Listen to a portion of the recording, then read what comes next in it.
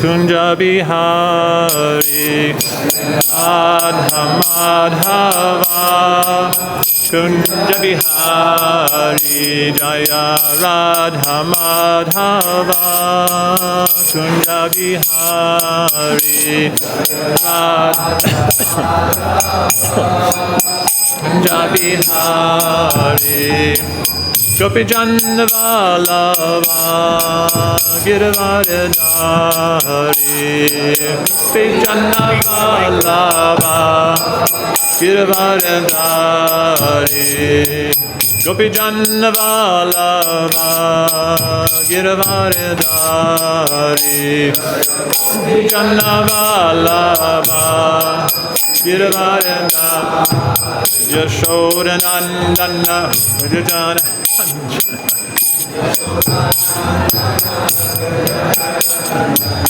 Yashoda-nandana, Vrajajana Ranjana, Yamunatira Vanachari, Vanachari, Yamunatira Vanachari, Tira Vanachari, Jaya Radha-madhava, Kunja-bihari, Jaya Radha-madhava, Kunja-bihari, Jaya Radha-madhava, Kunja-bihari, Radha-madhava, Kunja-bihari, Gopi-janna-vallabha, Giravardhari, Gopi-janna-vallabha, Giravardhari, Gopi-janna-vallabha, Giravardhari, Giravardhari, Yashoda-nandana, Vrajajana Ranjana, Yashoda-nandana, Vrajajana Ranjana, Yashoda-nandana, Vrajajana Ranjana, Yamunatira Vanachari, Vanachari, Yamunatira Vanachari, Jaya Radha-madhava, Kunja-bihari, Radha-madhava, Kunja-bihari, Jaya Radha-madhava, Kunja-bihari, Radha-madhava, Kunja-bihari. Jai Om Vishnupada Paramahamsa Parivrajagacharya Astatara Sata Shri Srimad His Divine Grace A.C. Bhakti Vedanta Swami Maharaj Srila Prabhupada Ki Jai. Jai Om Vishnupada Paramahamsa Parivrajagacharya Astatara Sata Shri Srimad Srila Bhakti Siddhanta Saraswati Thakur Maharaj Ki Jai. Ananta Kota Vaishnava Vrinda Ki Jai. Namacharya Thakur Haridas Ki Jai. Prem Shri Gaho Shri Krishna Chaitanya Prabhu Nityananda Shri Advaita Gadadhar Shivasari Gaur Bhakta Vrinda Ki Jai. Shri Shri Radha Krishna Gopinath Shamakund Radhakund Gira Govardhan Ki Jai. Shri Vrindavan Dham Ki Jai. Dwarka Dham Ki Jai. Mayapur Dham Ki Jai. Bhakti Devi Ki Jai. Tulsi Devi Ki Jai. Jamuna Maya Ki Jai. Ganga Maya Ki Jai. Shri Harinam Sankirtan Ki Jai. Brihat Madranga Ki Jai. ISKCON founder Acharya His Divine Grace A.C. Bhakti Vedanta Swami Maharaj Srila Prabhupada Ki Jai. Gaur Premanandi Hari Hari Bol. All glorious to assembled devotees. All glorious to assembled devotees. All glorious to the assembled devotees. All glorious to Sri Guru and Sri Gauranga. All glorious to Srila Prabhupada. Om Namo Bhagavate Vasudevaya. Om Namo Bhagavate Bhagavate Vasudevaya. Om Namo Bhagavate Vasudevaya.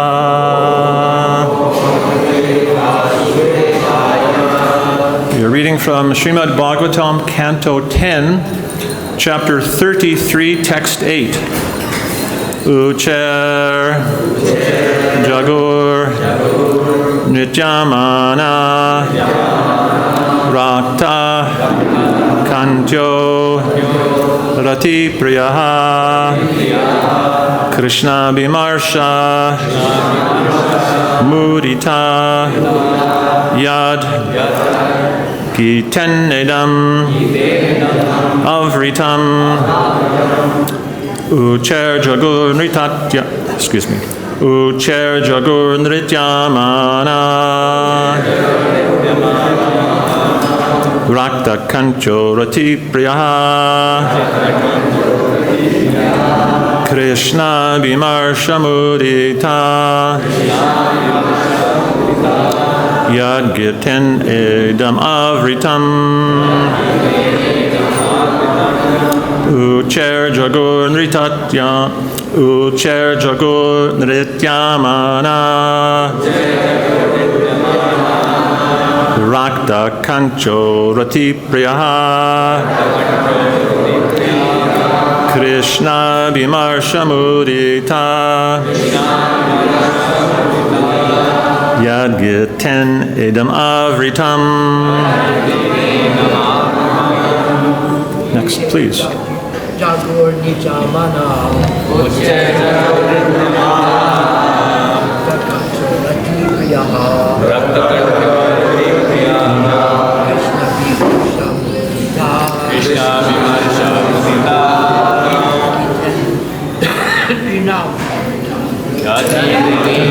āvṛtam, uccair jagur nṛtyamānā, rakta-kaṇṭhyo rati-priyāḥ, kṛṣṇā-abhimarśa-muditā,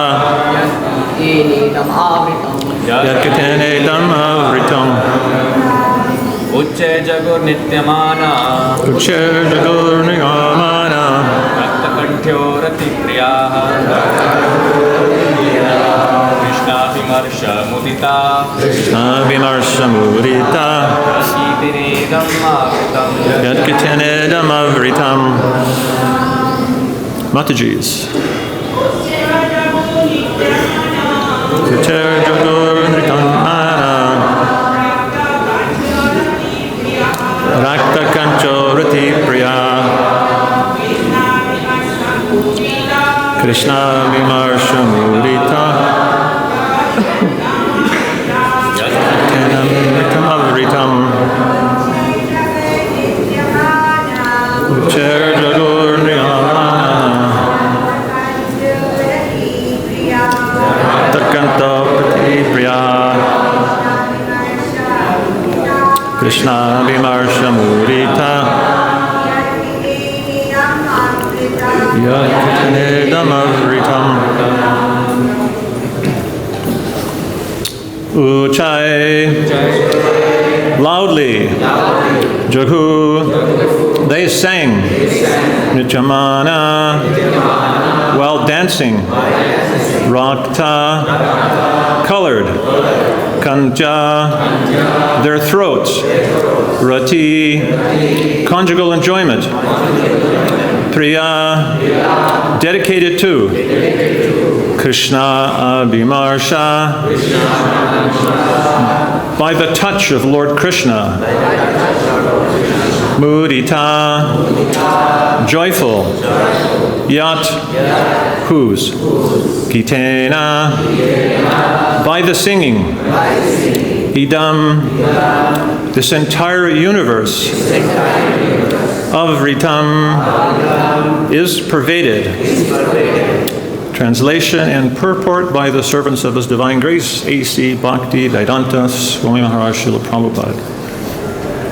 Eager to enjoy conjugal love, their throats colored with various pigments, the gopīs sang loudly and danced, They were overjoyed by Krishna's touch, and they sang songs that filled the entire universe.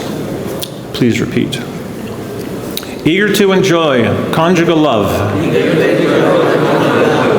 Their throats colored with various pigments.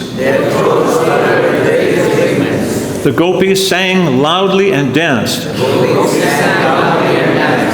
They were overjoyed by Krishna's touch.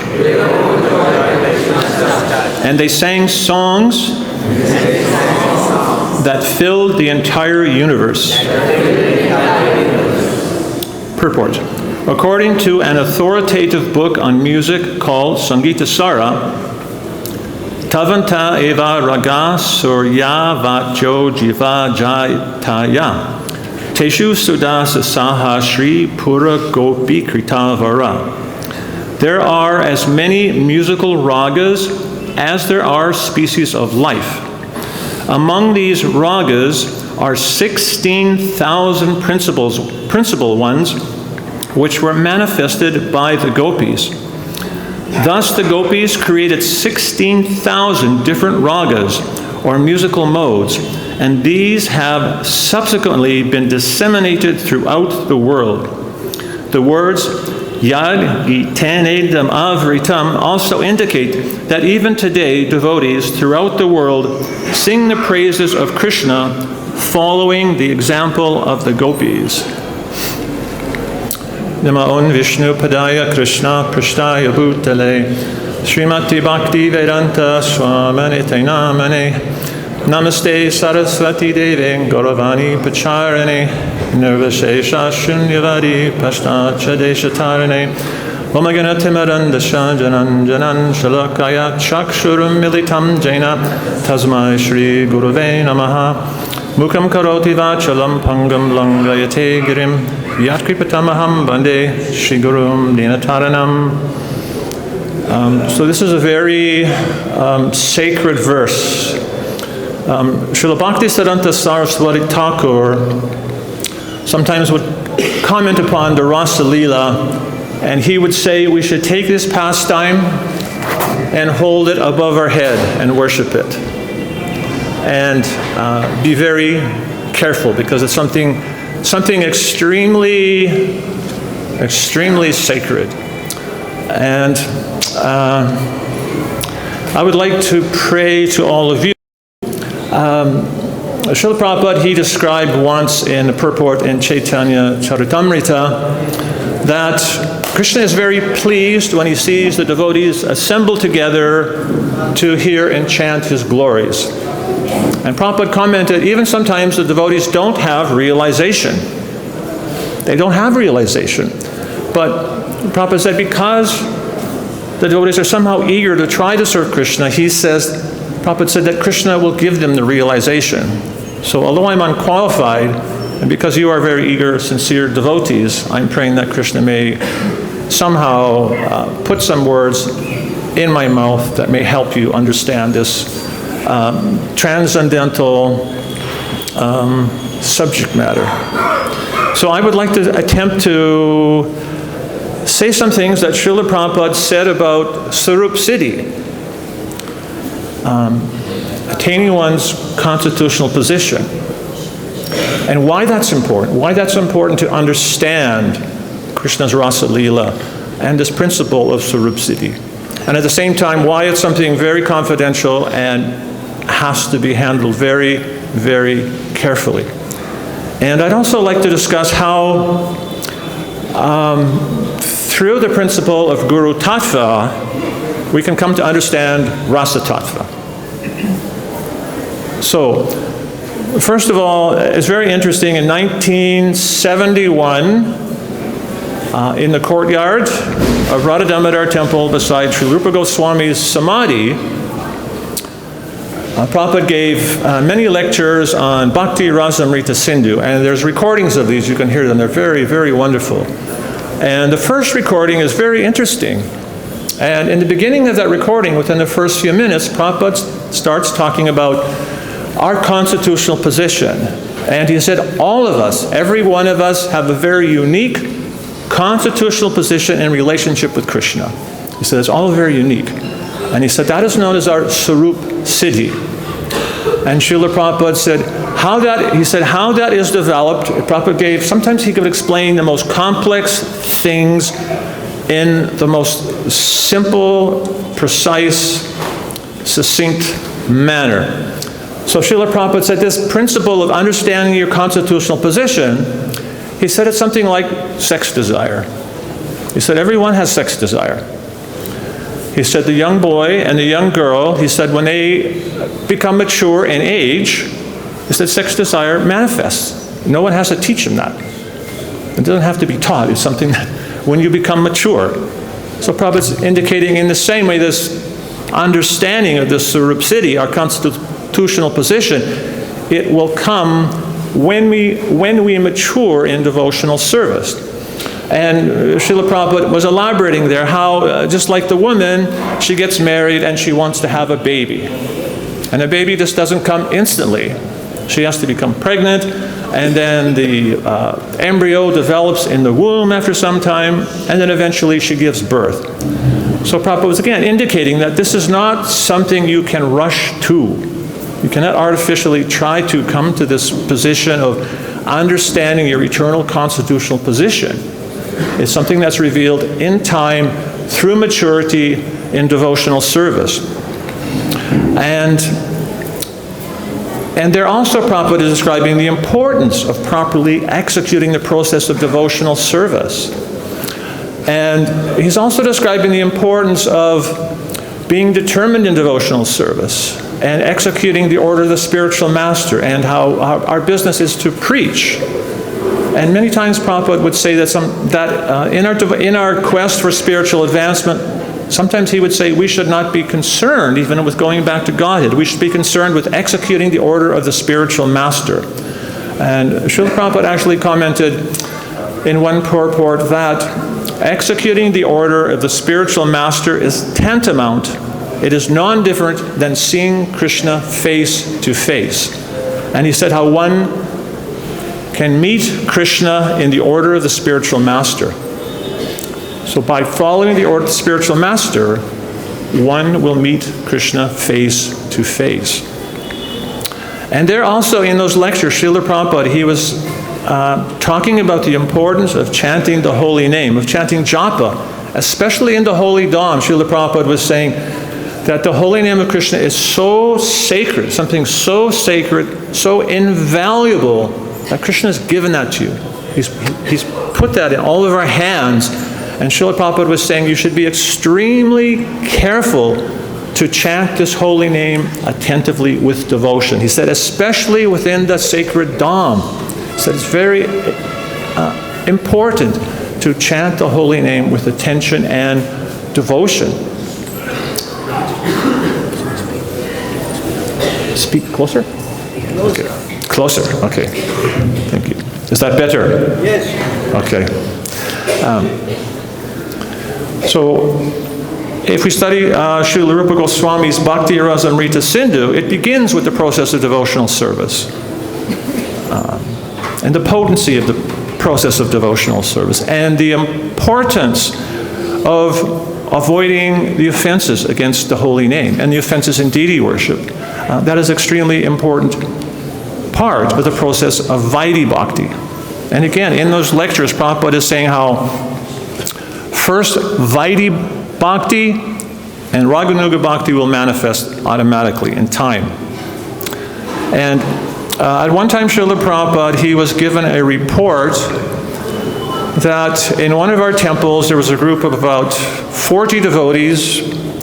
This is just after some of the Chaitanya Charitamritas had been published, and within these volumes there's some very intimate pastimes of Krishna being described. And so Prabhupada heard a report that some devotees, they weren't reading the rest of his books, but they were just having some meetings together discussing these verses about Krishna's pastimes in Chaitanya Charitamrita, in Nectar Devotion. And Prabhupada's response was, they should be careful, there are enough monkeys in Vrindavan. That was quite a stern warning. That was quite a stern warning. And these devotees actually had a meeting with Srila Prabhupada to try and they were trying to defend their position, and they were explaining to Srila Prabhupada, "Well, Srila Prabhupada, these verses are in your books, and so we should discuss them."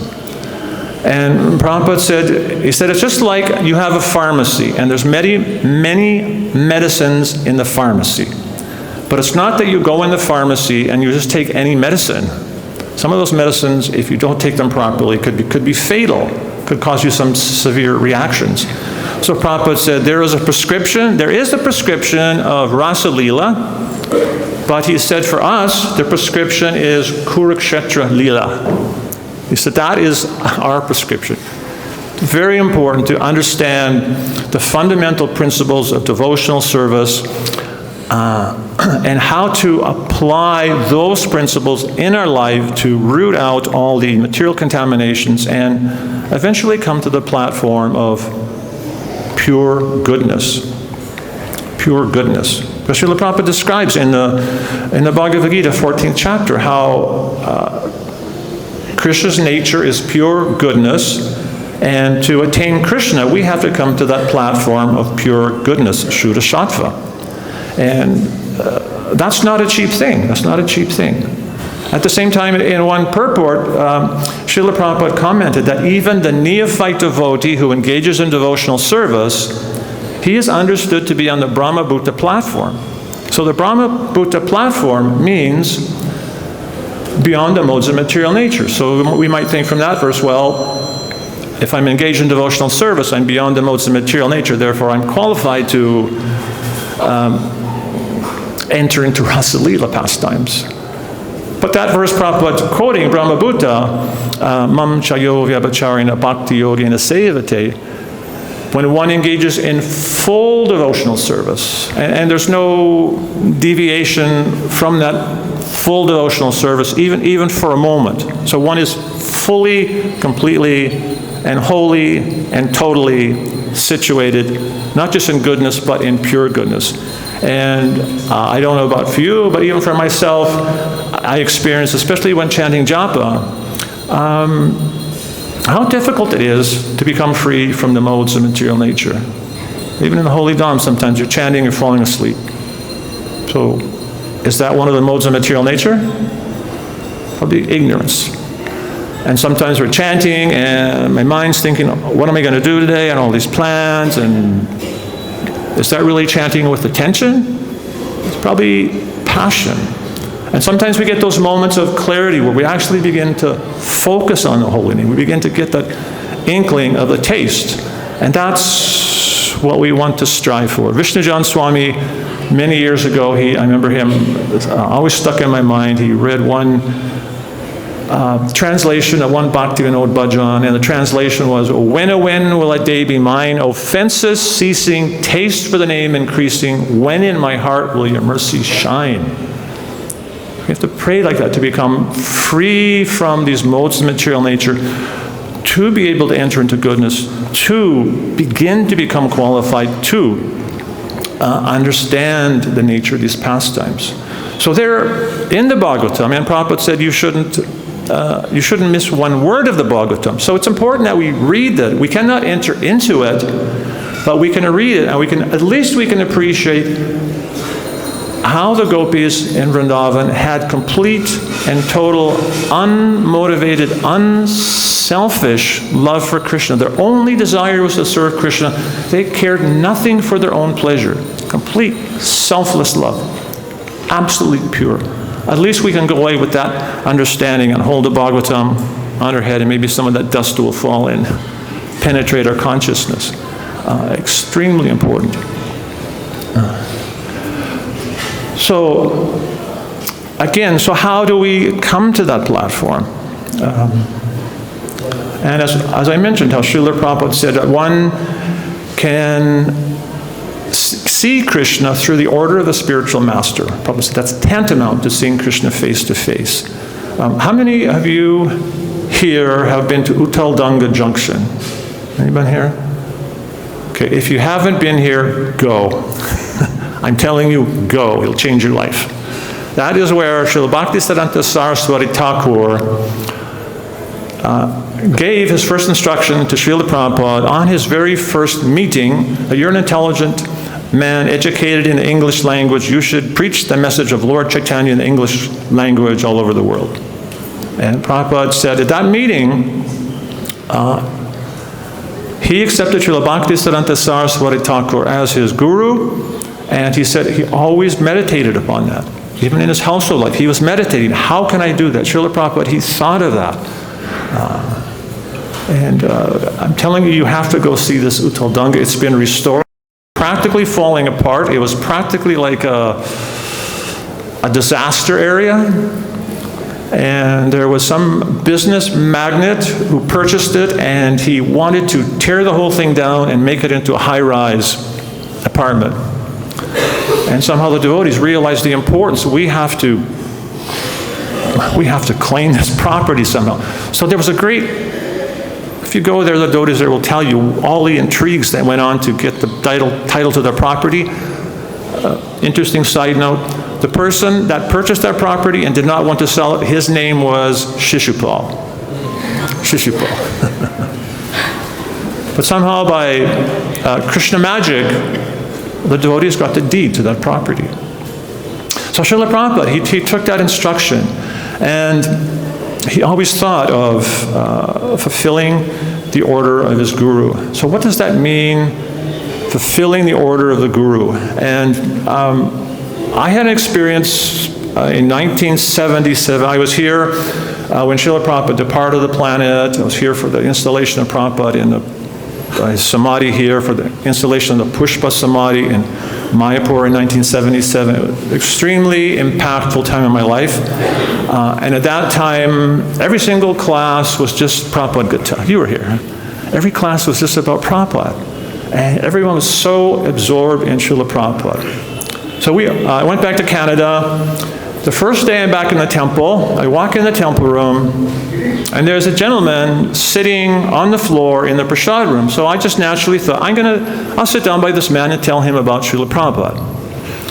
So I sit down, I start to tell him about Srila Prabhupada, and he said, oh, I met Srila Prabhupada. I said, really? Well, tell me. And so he explained to me how in 1966 he worked on the subway in New York, and frequently he would get off the train on his lunch hour and take his lunch in a park, Tompkins Square Park. And he said he would see this Swami, and he said it was very unusual. He said he would hear this Swami speak, and he said it appeared that when he was speaking, the birds would land in the tree and listen. He said, I swear, it appeared that the birds were listening to Swami. And this man, over time, on many occasions, he would be in that park, and sometimes he would sit and talk with Srila Prabhupada. And so he shared some things with me about what Prabhupada had told him. And he told me one day how Srila Prabhupada had preached to him. And so this man, he actually hadn't seen a devotee or a temple or Prabhupada's books for like between 1967 and 1977, completely forgotten about everything about Krishna consciousness. He started explaining to me how Prabhupada was explaining the process of creation, how in one corner of the cosmic manifestation, Karnadaksha Vishnu lies down in the causal ocean, innumerable universes are emanating, and in each universe there's these bubbles with Garbhodaksha Vishnu. He was going into this immense detail, and the man started crying and said, I can't believe I remember all these things after all these years. And so he told me that he had great respect for Srila Prabhupada. He actually thought about becoming a disciple. He was actually very attracted. But he said he's sitting on the bench one day with Srila Prabhupada, and he said Prabhupada pointed out with his finger in the park and said, I have temples and printing presses and farms and disciples all over the world. And this man Ruben, he said he respected Prabhupada, but he knew Prabhupada just had this little tiny center, 26 2nd Avenue, a few hippie followers. He told me he didn't know what to think. He didn't know what to think. And he said, Prabhupada, with his finger pointed, said, we simply have to move through time and have faith in Krishna. Move through time and have faith in Krishna. So somehow this man, after 10 years, he ended up in Vancouver, Canada, ended up in one of Prabhupada's temples, and he saw what Prabhupada said became manifest. He was so amazed. He was so amazed. And he was actually, we arranged to have him interviewed for the Prabhupada Lilamrita. But from that we can see that Prabhupada, he just didn't have a plan, but Prabhupada had a vision in the sense he understood the future. He understood things in a way that it's impossible for us to comprehend. Prabhupada saw there would be temples and printing presses all over the world. How can we understand that? So my question is, we're sitting in the Krishna Balar Mandir, but are we just sitting in the Krishna Balar Mandir? Are we also sitting within Srila Prabhupada's vision? We're also sitting within Srila Prabhupada's vision here. And that's a very powerful thing, that we are actually a part of Srila Prabhupada's vision. And every one of us here has a very, just like Prabhupada said, everyone has a very unique relationship with Krishna. And all of us who are followers of Srila Prabhupada's mission, whether you're disciples, grand disciples, great-grand disciples, you also have very unique and special relationships with Srila Prabhupada. And sometimes that's in ways you cannot imagine. I actually wanted to share something about my godbrother, Dhritarashtra Prabhu, who just passed away recently in Vrindavan. He had a very unusual name, Dhritarashtra. And I always thought, well, that's kind of an odd name for devotee, Dhritarashtra, because Dhritarashtra is a bit of a nefarious character.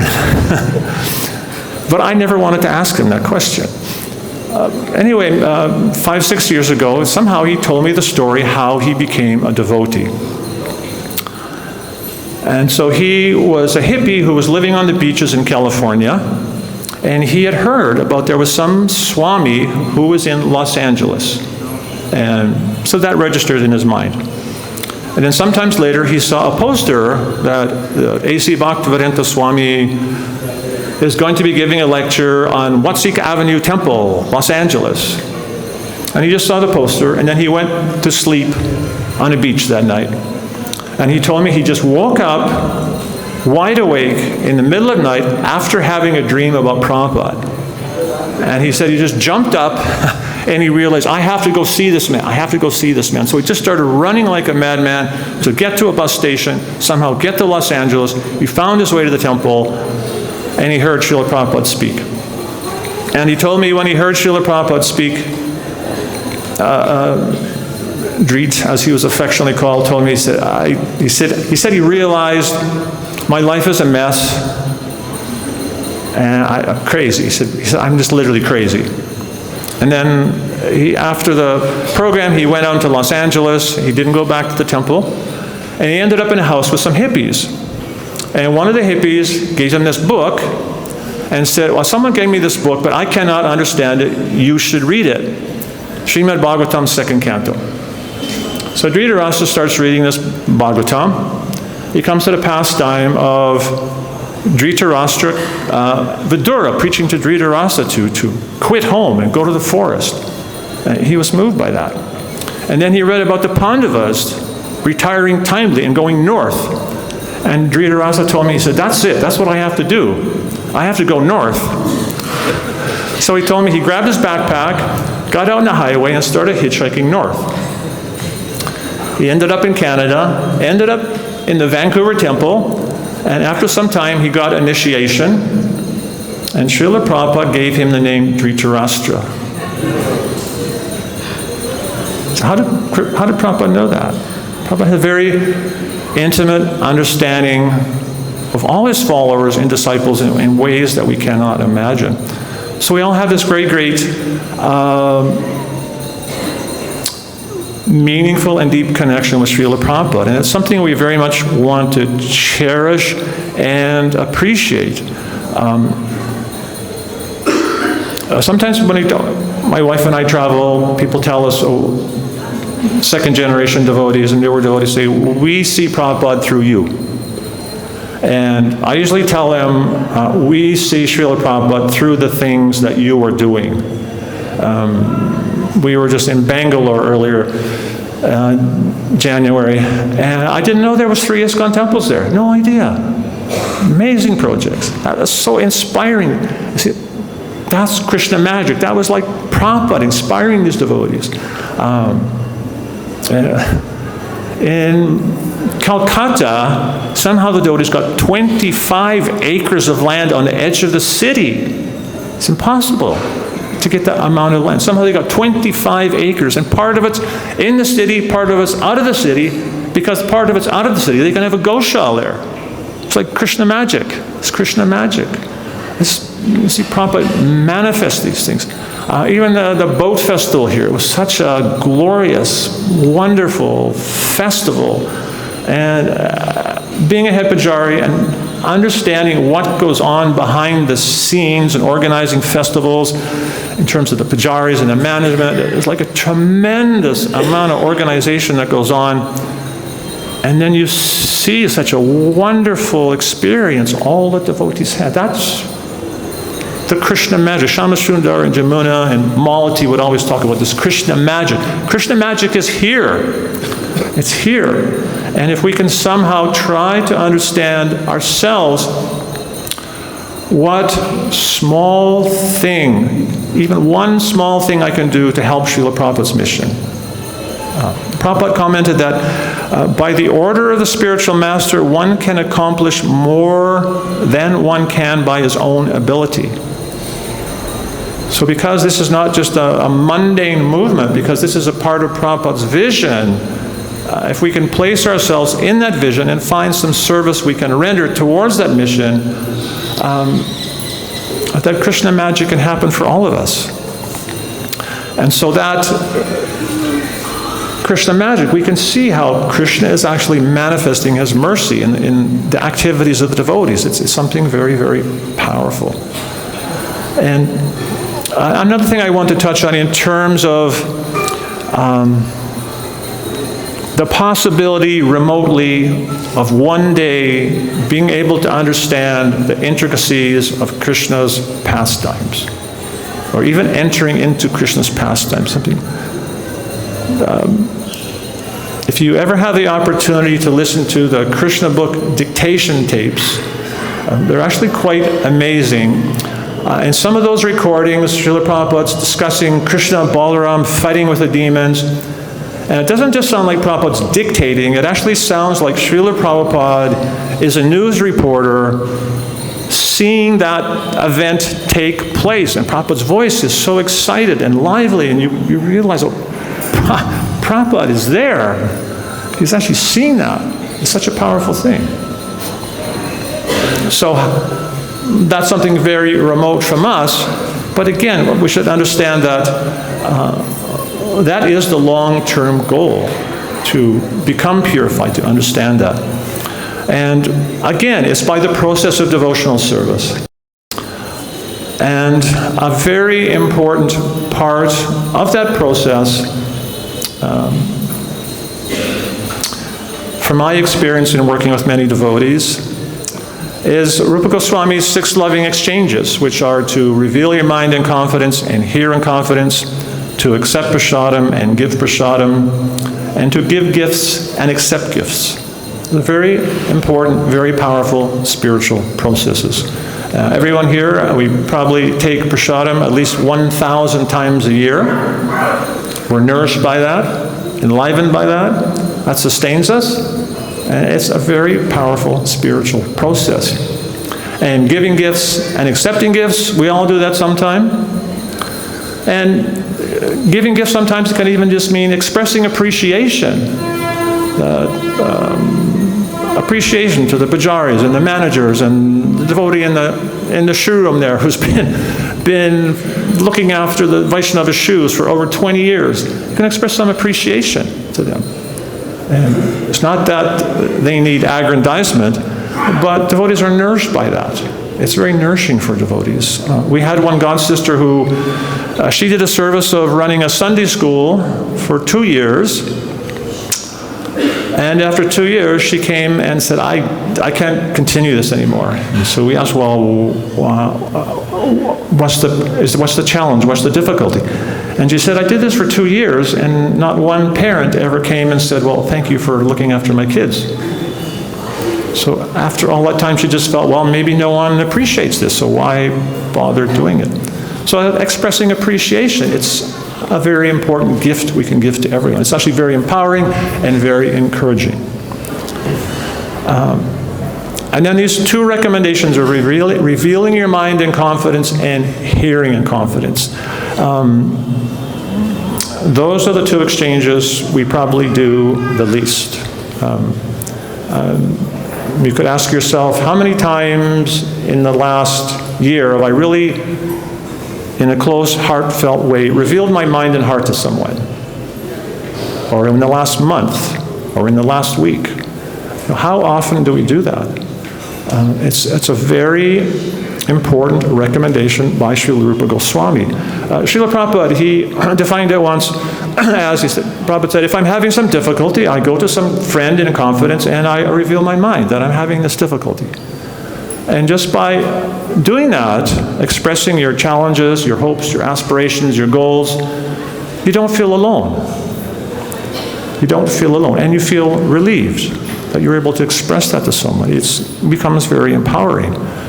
And especially, ladies don't have such a hard time doing this. They have a more empathic nature. They tend to, can I use the word? I won't use the word. Emotional intelligence. They have a better emotional vocabulary. Actually, modern linguists in the study of language have discovered that the usage, number of words used to express emotions in the English language especially, has diminished over the last 100 years. We have less and less of a vocabulary for expressing emotions. So much so now that in many so-called modernized countries, especially among young people, when they express emotions, if something is very good, they'll say, oh, that's wicked. That's wicked. That's a killer, or something like that. Well, such a strange way to use the English language. So why is it important to express emotions properly, to identify emotions? Because when you understand what you're feeling, especially when you can verbalize it and have someone understand you,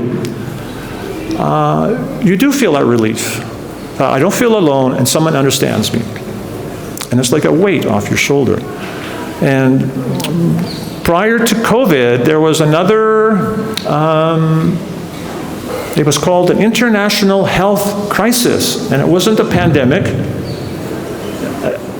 The disease, they said, was something called toxic masculinity. And that's a tendency which has arisen in the last 100, 150 years for men to bury their emotions, not to express their emotions. You know, men are taught, boys don't cry, be tough, just suck it up. And so why they declared this as a world health crisis? Because they were finding men had a higher rate of heart disease, a higher rate of diabetes, many serious diseases. There was a study in Canada, over a period of 10 years, the male suicide rate went up 4 times, and it was 4 times higher than females. And they were trying to understand why. Why is this happening? And they concluded it was because most men, they bury their emotions, they don't have a way to express it, to share it, rather than being something they can process and feel not alone and relieved. They bottle it up, and some men bottle it up so much to the point that they actually end up committing suicide because they can't cope with that inner struggle. So that is something extremely important, to understand and be able to identify and express our emotions. Especially if we look at that in terms of this topic of, if you want to say the sacred word, rasa tattva, how will we ever be able to understand these subtle, most intimate emotional exchanges between Krishna's devotees and Krishna and the gopis if we can't even process and understand our own emotions? Just like Bhakti-Vigyana Maharaj was saying that how Krishna, one time he was just like pulling on both ends of his chadar. And it had a hidden meaning. The meaning was, I'm defeated. I'm defeated. I'm defeated. Such a subtle thing, such a subtle thing. But devotees who have that kind of spiritual vision and spiritual understanding, they can understand these small exchanges are extremely meaningful. 30 years ago, one of my godbrothers, he was invited to attend a Kathakali dance. And if you've ever seen Kathakali dance, they wear these really colorful costumes, very bright makeup, and they have kind of a white collar around their neck.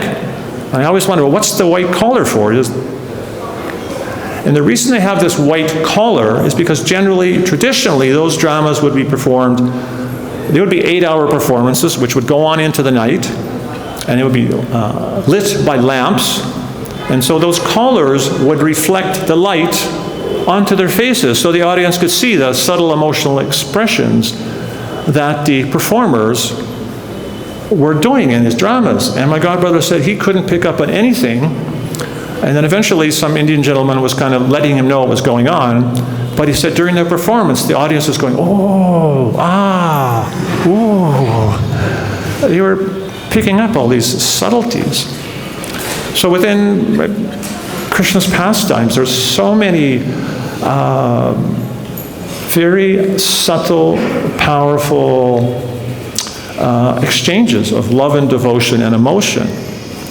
And again, we can't jump that understanding, but by that process of serving the Guru, understanding we're part of his mission, rendering that seva, associating with devotees, and especially trying to find at least one person in your life you can express your inner thoughts and feelings and hopes and struggles. Because by doing that, it helps. There's a term called emotional intelligence. Emotional intelligence. And that is actually required for spiritual life. And we see how Srila Prabhupada, he was so expert at reciprocating with devotees. He could understand them so minutely. He could understand exactly what they needed. He understood when to be harsh. He understood when to be very gentle and encouraging. He could read people's emotions and needs so carefully. And even devotees who were even in the same room with Srila Prabhupada, you felt that Srila Prabhupada fully understood you. That Prabhupada fully understood you and he cared about you. You understood that just by being in his presence. Prabhupada had empathy on a level that we cannot even comprehend. Just by being in his presence, you could feel that Prabhupada cared about you and understood you. So this is a very unique part of the Bhagavatam. Again, something that has to be understood with great respect and reverence, and understanding that our ultimate goal is actually to go back to home, back to Godhead, to enter into Krishna's pastimes. And in one sense, Krishna can bestow love of God upon anyone. Lord Chaitanya Mahaprabhu, just chanting through the forest of Jharikanda, the animals were developing love of God. Whoever he met was developing love of God. So we can also be blessed in that way with love of God. Prabhupada, he cautioned once though, you may get that blessing of love of God by the mercy of Krishna, by the mercy of Guru. And he said that's a bit like if you go to a university, sometimes they will give someone an honorary degree. Some big politician, they take him to the big university, he gets an honorary degree in physics or something. So Prabhupada said, Krishna may give you that kind of honorary degree in pure unalloyed bhakti. But he said, don't think that you can sit there and not do the work and expect Krishna to give you that honorary degree. We all need to do that internal work of trying to get rid of our nartas, trying to come and try to understand how to get more to the mode of goodness in all our activities, and how to realize that we are actually all of us are a very important part of Srila Prabhupada's mission. I was just thinking this morning about what's the name of the devotee at the the shoe booth. He's been there 20 years. Radhe-shyam. It's such an inspiration. Been coming here for so many years. He's there. And he's always blissful. He's there 4 in the morning, he's just singing happily. And he's there 9 o'clock at night, he's just singing happily. He knows everyone's shoes. He knows the relationship between the shoes. It's inspiring. It's so inspiring. This is a simple devotee doing some simple service. It's inspiring. And we all can do that in our lives just by embracing Prabhupada's mission and, again, realizing that our connection with Srila Prabhupada is our connection back to home, back to Godhead. So I'd like to end there, and if there's any questions or comments or critiques, Panchagoda Prabhu. When Prabhupada was sick and he was going back to India, many devotees were feeling like, oh, what's going to happen now? Maybe Prabhupada could send one of your godbrothers or somebody. There's 4 spiritual divisions, and everyone needs personal association. So if we lose that personal association, we should seek maybe a live person to continually be, inspired and satisfied. Otherwise, we may not feel complete. Like lament that, oh, I missed the opportunity. So how do we see Prabhupada in connection to being here and guiding us and not go outside of his teachings or his mission of spreading Krishna consciousness? My personal experience, 1977, we're on the plane coming to India. I'm reading first canto Srimad Bhagavatam, and I come across the verse, Nasta prayeshu abhadreshu nityam bhagavata sevaya bhagavati utamashloki bhaktir bhavati naistaki. How by rendering devotional service and rendering service unto the pure devotee, everything inauspicious within the heart becomes destroyed practically to nil. And loving service to the Lord comes into being established as an irrevocable fact. And in that purport, Prabhupada describes there's 3 things. There's Bhagavan, there's the book Bhagavat, which is a book about Bhagavan, and then he says there is the person Bhagavat, who is that personality who leads his life in terms of the book Bhagavat. So I was meditating on that on the way to Vrindavan. We arrived at Vrindavan, had a shower, I went straight to Prabhupada's room, offered my dandavats to Prabhupada. I remember getting up and looking at Prabhupada, and somehow Krishna could let me see that Srila Prabhupada, he was the embodiment of his books, and he was embodied within his books. And for me, that's a conviction you can't tear from my soul. For me, it's powerful. So Srila Prabhupada is within his books, and if we read them attentively with devotion, things will come up that are exactly what you need to hear, exactly what you need to try and apply in your life. And that's my experience. That's my story, I'm sticking to it. Towards the beginning of your lecture, you were speaking about Prabhupada giving the prescriptions to specific medicine in Kurukshetra. 50 years ago, he was saying that. So since that time now, we have many people that think that was 50 years ago. Because later on in the lecture, you were saying that the long-term goal was just like Prabhupada, not just reading pastimes, but you become part of those pastimes. So these specific leelas that were mentioned early on, the Gopī Baba Club, is this something we don't even think about in this lifetime? Or 50 years later, should we think that, maybe we should be having such classes? I think we need to be thinking how I can come to the platform of goodness, pure goodness, and how I can purely serve Srila Prabhupada. And as Prabhupada was saying, then those things will manifest naturally. It won't be artificial. It won't be artificial. That's the key. It can't be something artificial. Prabhupada also, he said one time, there was a similar person, like a complicated question. He said, you just chant Hare Krishna sincerely, and then everything will be revealed to you. He said, I have everything revealed to me by this process of chanting Hare Krishna. So we don't have to rush up there trying to gate crash into something so special, precious, and so beyond our capacity at this time. If we do so, we really crash a gate. There will be damage. And so it is very important to heed this pastime with great respect and understanding. We stay simple in this, understanding in a way that in due course of time we get access to this by Krishna's grace in his own time.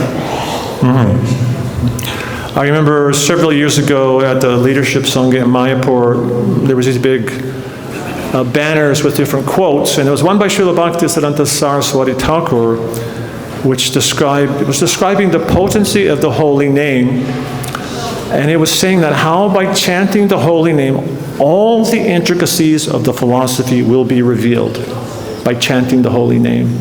And that's why it's so important, a simple thing, to chant and hear. To just chant and hear that holy name and concentrate. Prabhupada was one time, I told him, so Prabhupada, when I chant, my mind, there's such a problem with my mind. And Prabhupada said, there's no question of the mind. He said, just chant and hear. Just chant and hear. Is that easy? No. But we can try with sincerity, and we can pray to Lord Balaram to give us the strength to chant with attention and devotion.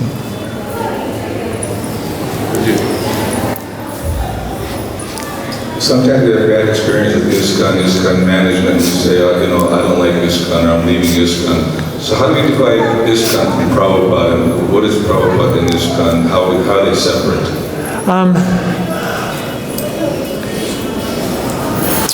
Madhavananda Prabhu, he gave a nice example of the importance of an institution. He said, like Jagannath Puri, Lord Jagannath doesn't need an institution. But he said they have an institution in Jagannath Puri because that facilitates the management of the temple, the distributed prasadam, putting on the festivals.